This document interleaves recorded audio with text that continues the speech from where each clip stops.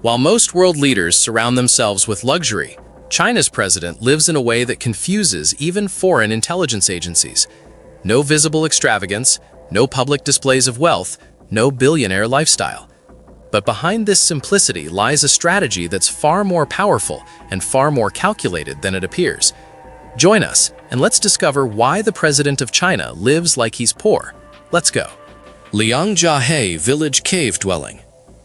In January 1969, 15-year-old Xi Jinping left Beijing and arrived in Liangjiahe, a desperately poor village in Shaanxi province. This was part of Mao Zedong's Down to the Countryside movement, which sent millions of urban youth to rural areas for re-education. Xi spent 7 years living in a yaodong, a traditional cave dwelling carved into the yellow loess hillsides.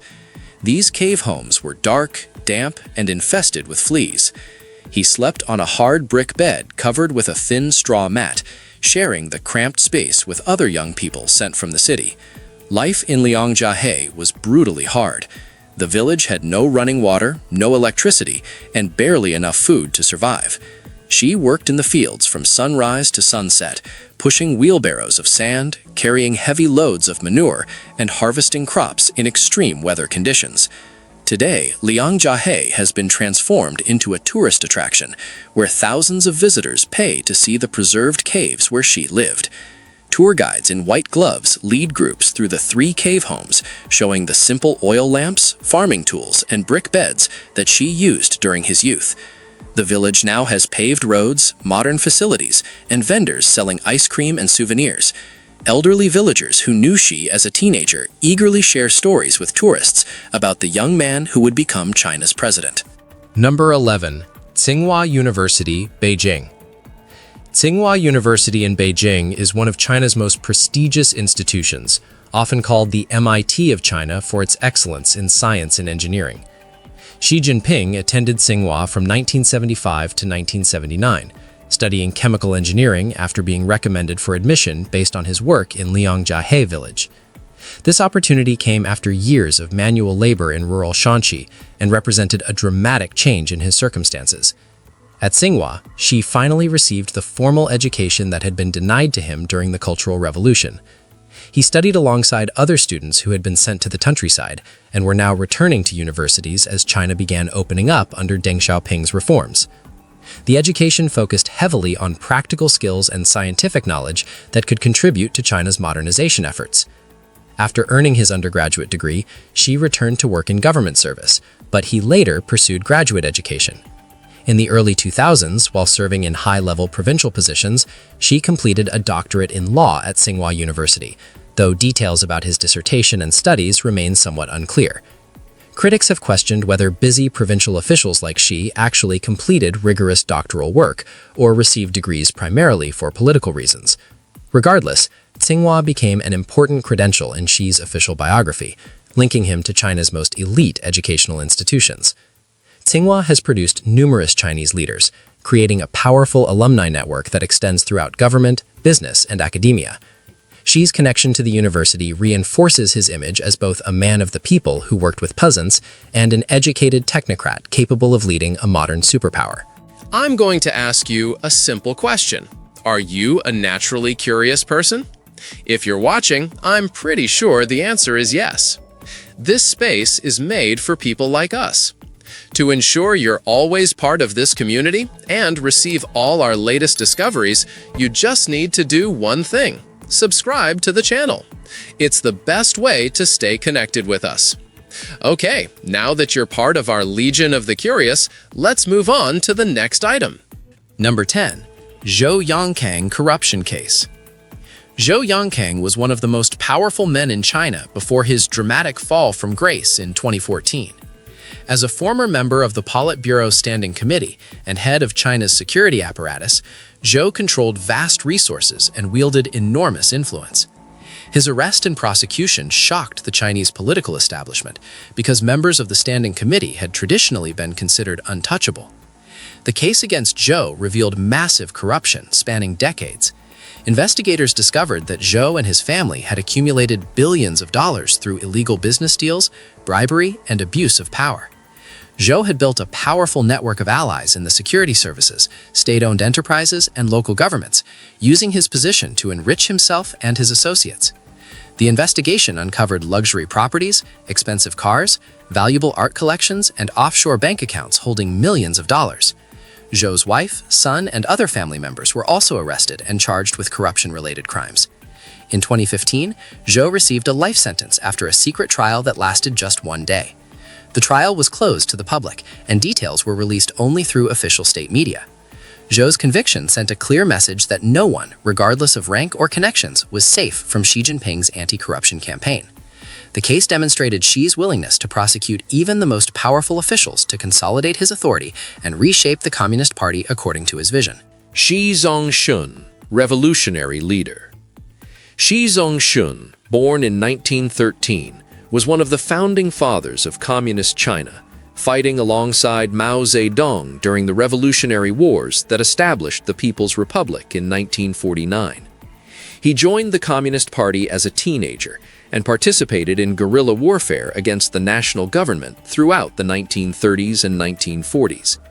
After the revolution succeeded, Shi Zongshun rose to prominent positions in the new government, eventually becoming vice premier and holding significant influence over domestic policy. However, Shi Zongshun's political career was repeatedly interrupted by purges and persecution. In 1962, he was accused of supporting an anti-party novel and was removed from power, beginning years of political exile and humiliation. During the Cultural Revolution, he was imprisoned, publicly denounced, and subjected to struggle sessions where Red Guards beat and humiliated him. His family suffered terribly, with his teenage son, Xi Jinping, sent to a remote village for re-education. Despite these hardships, Shi Zongshun never lost his commitment to reform and opening up China. After Mao's death and the end of the Cultural Revolution, Shi Zongshun was rehabilitated and returned to positions of authority. In the late 1970s and early 1980s, he became a key supporter of Deng Xiaoping's economic reforms, particularly the establishment of special economic zones in southern China. Shi Zongshun governed Guangdong province, where he pioneered market-oriented policies that allowed foreign investment and private enterprise. His willingness to experiment with capitalism within a communist framework helped transform China's economy. He also advocated for more political openness and criticized government crackdowns on dissent, including the 1989 Tiananmen Square massacre, which put him at odds with hardline party leaders. Shi Zongshun died in 2002, just before his son began rising to national prominence. His legacy as both revolutionary fighter and reform advocate provides important legitimacy to Xi Jinping's rule. Number 8. Deng Xiaoping, Economic Reforms. Deng Xiaoping transformed China from an impoverished communist state into an economic powerhouse through bold reforms that embraced market economics while maintaining Communist Party control. After Mao Zedong's death in 1976, Deng gradually consolidated power and launched reforms that would reshape China and the global economy. Deng's most famous principle was socialism with Chinese characteristics, which essentially meant allowing capitalism to develop within a one-party communist system. He famously said, "It doesn't matter whether a cat is black or white as long as it catches mice," meaning that any economic system that improved people's lives was acceptable, regardless of ideology. In 1978, Deng began dismantling Mao's collectivized agricultural system, allowing farmers to sell surplus crops for profit. This single reform dramatically increased food production and lifted millions out of poverty. He established special economic zones in coastal cities where foreign companies could invest and operate with reduced restrictions, creating laboratory environments for capitalist experimentation. Deng welcomed foreign investment, technology transfer, and international trade, reversing decades of isolation. He sent thousands of Chinese students abroad to study, bringing back knowledge and expertise that would modernize Chinese industries. He encouraged private enterprise, allowing entrepreneurs to start businesses and keep profits, creating China's first generation of wealthy business people since the Communist Revolution. The results were extraordinary. China's GDP grew at double-digit rates for decades, becoming the world's factory and lifting hundreds of millions out of extreme poverty. Cities like Shanghai, Shenzhen, and Guangzhou transformed from modest towns into gleaming metropolises rivaling any in the developed world. However, Deng's reforms were strictly economic. He had no interest in political liberalization and brutally suppressed the 1989 Tiananmen Square protests when students demanded democracy.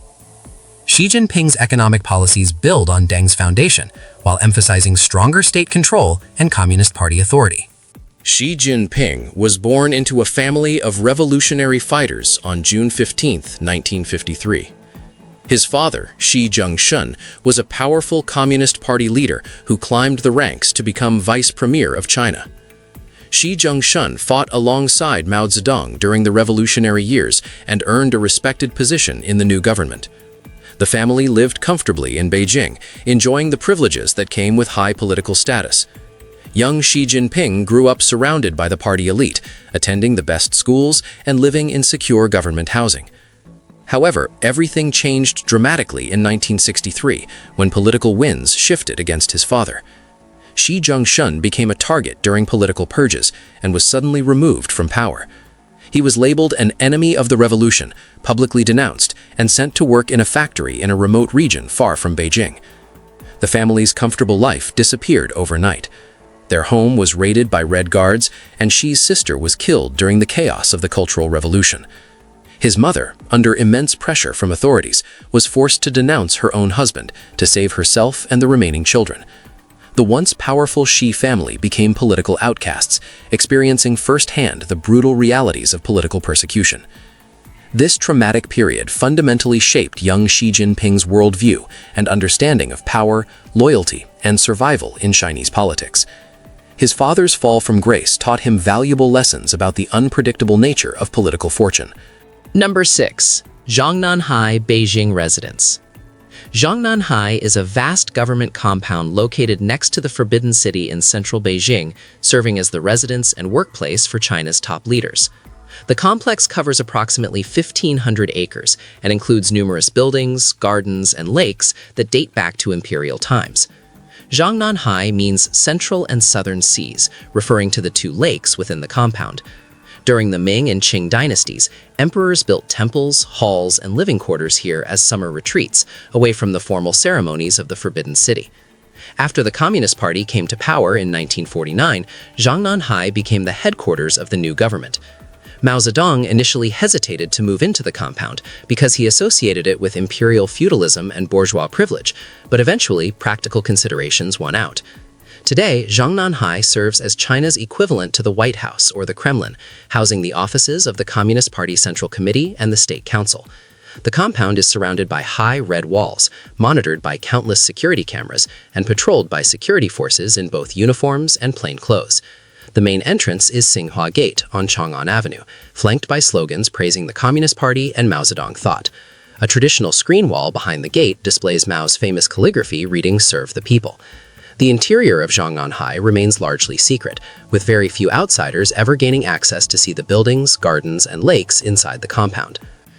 Peng Liyuan became one of China's most beloved celebrities long before her husband rose to power, achieving fame through her performances on television and military stages across the country. Born in Shandong Province in 1962, she joined the People's Liberation Army at 18, where her extraordinary vocal talent quickly moved her from regular military duties to performing for troops. Her big break came in 1982, when she performed On the Plains of Hope on CCTV's New Year Gala, a program watched by hundreds of millions of Chinese citizens every year. The song became instantly famous, and Peng became a household name overnight.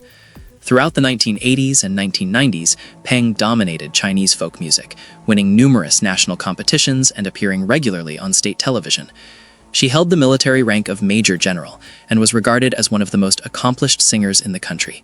Her voice was powerful yet emotional, capable of conveying deep feeling in traditional Chinese folk songs that celebrated peasant life, revolutionary values, and national pride. In 1986, she received the Plum Blossom Award, China's highest theatrical honor, for her lead role in The White-Haired Girl, a revolutionary opera. For many years after their marriage in 1987, Peng was far more famous than her husband Xi Jinping, who was still climbing through provincial political ranks. She continued performing and touring while she worked in various government positions across China. The couple spent much of their early marriage apart, with Peng in Beijing for television appearances while she served in distant provinces. When she became president in 2013, Peng stepped back from her singing career to avoid overshadowing her husband, though she remained active in charity work and educational advocacy. Number 4. Xi Jinping Anti-Corruption Campaign. Shortly after becoming Communist Party General Secretary in 2012, Xi Jinping launched the most extensive anti-corruption campaign in modern Chinese history. The campaign targeted corruption at every level of government, from low-ranking local officials called flies to high-ranking elite leaders known as tigers. Xi promised to eliminate the systemic corruption that had infected the Communist Party and was eroding public trust in government. The campaign led to investigations of hundreds of thousands of officials across China. Tens of thousands were punished with prison sentences, and some high-profile cases resulted in death sentences for serious crimes. One of the most notable targets was Zhao Yongkong, a former member of the Politburo Standing Committee, who received a life sentence in a secret trial. This marked the first time in decades that someone of such high rank faced prosecution for corruption. The campaign also established strict rules against luxury and extravagance among public officials. Xi implemented the 8-point regulation in 2012, which prohibited luxury travel, expensive banquets, and ostentatious displays of wealth. Officials could no longer accept lavish gifts, stay in expensive hotels, or use government funds for personal enjoyment. The rules were enforced ruthlessly, with investigators monitoring everything from restaurant receipts to travel expenses. While the campaign successfully reduced visible corruption and restored some public confidence in the government, critics argue it also served as a tool for Xi to eliminate political rivals and consolidate power within the Communist Party. The Forbidden City in Beijing served as the imperial palace for 24 emperors during the Ming and Qing dynasties from 1420 to 1912, representing the absolute power of Chinese emperors who ruled as the sons of heaven. The massive complex covers 180 acres and contains nearly 1,000 buildings with over 9,000 rooms, making it the world's largest palace complex.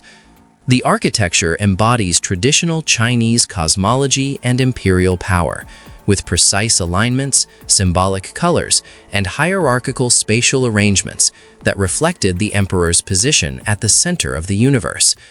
The palace was off-limits to ordinary people, hence the name Forbidden City, accessible only to the emperor, his family, servants, guards, and officials with special permission. The walls are painted imperial red, roofs are covered in golden tiles, and decorative details feature dragons and phoenixes, symbolizing the emperor and empress. After the fall of the Qing dynasty in 1912, the Forbidden City lost its function as an imperial residence. The last emperor, Puyi, continued living in the inner court until 1924, when he was finally expelled. The palace became a museum in 1925, opening its treasures to the public for the first time in centuries. Adjacent to the Forbidden City lies Zhongnanhai, which served as an imperial garden during dynastic times, but became the headquarters of China's Communist Party after 1949. The juxtaposition of these two complexes symbolizes China's political continuity despite revolutionary change. Imperial power transformed into Communist Party rule, but the concentration of authority in a restricted compound remained constant. Today, the Forbidden City is one of China's most popular tourist attractions, receiving millions of visitors annually. It represents China's imperial heritage and cultural greatness, carefully preserved by the Communist Party as a symbol of national pride, while removing any suggestion that communist leaders resemble emperors ruling from behind red walls. Number 2. Yuan Shikai, Chinese history. Yuan Shikai was a powerful military and political leader in early 20th century China who briefly became emperor in 1915, attempting to restore imperial rule after the fall of the Qing dynasty. His story serves as a cautionary tale. In 1911, Yuan negotiated the emperor's abdication and positioned himself as the first president of the new Republic of China. However, Yuan had little interest in democracy or republican government. He systematically dismantled democratic institutions, suppressed political opponents, and centralized power in his own hands. In 1915, after consolidating control, Yuan declared himself emperor, attempting to establish a new imperial dynasty with himself as the founding emperor. The move was disastrous. Provincial military leaders rebelled, public opinion turned against him, and even his own supporters abandoned him. Yuan was forced to abandon his imperial pretensions after just 83 days, dying shortly thereafter in 1916, humiliated and rejected. Yuan Shikai is remembered as a symbol of personal ambition destroying political legitimacy. His attempt to make himself emperor while the country needed modern reforms epitomizes the dangers of leaders who prioritize personal power over national interests. The comparison to Yuan Shikai has been used by critics of Xi Jinping, who eliminated presidential term limits in 2018, allowing himself to rule indefinitely. Some observers worry that Xi's concentration of personal power resembles Yuan's authoritarianism, though Xi's supporters argue he is strengthening the party rather than pursuing personal glorification. Number 1. Xi Mingzhe, Harvard University. Xi Mingzhe, born in 1992, is the only child of Xi Jinping and Peng Liyuan, and one of the most mysterious figures in Chinese politics. Very little information about her is publicly available, as Chinese authorities maintain strict secrecy about her life to protect her from scrutiny and potential security threats. She attended Hangzhou Foreign Language School from 2006 to 2008, where she studied French before enrolling at Zhejiang University for 1 year. In 2010, Xi Mingzhe enrolled at Harvard University in the United States, studying under a pseudonym to maintain her privacy. She reportedly lived in dormitories like other students, though she was accompanied by Chinese security personnel who monitored her activities and protected her from potential dangers. Fellow students described her as studious, discreet, and friendly, speaking English fluently without a heavy accent. She joined the sorority Kappa Alpha Theta and participated in campus life while keeping her famous parentage secret from most classmates. In 2014, Xi Mingzhe graduated from Harvard with a Bachelor of Arts degree in psychology. After graduation, she returned to China and has maintained an extremely low profile ever since. She rarely appears in public, and when she does, it's only alongside her parents during carefully orchestrated state events. In 2015, she made one of her few public appearances when she accompanied her father back to Liangjiehe village where Xi Jinping had lived during the Cultural Revolution. The visit was meant to show family continuity with Xi's humble past. Some reports suggest Xi Mingzhe returned to the United States in 2019 for graduate studies at Harvard, though these claims remain unverified. The Chinese government has never confirmed her current location or activities.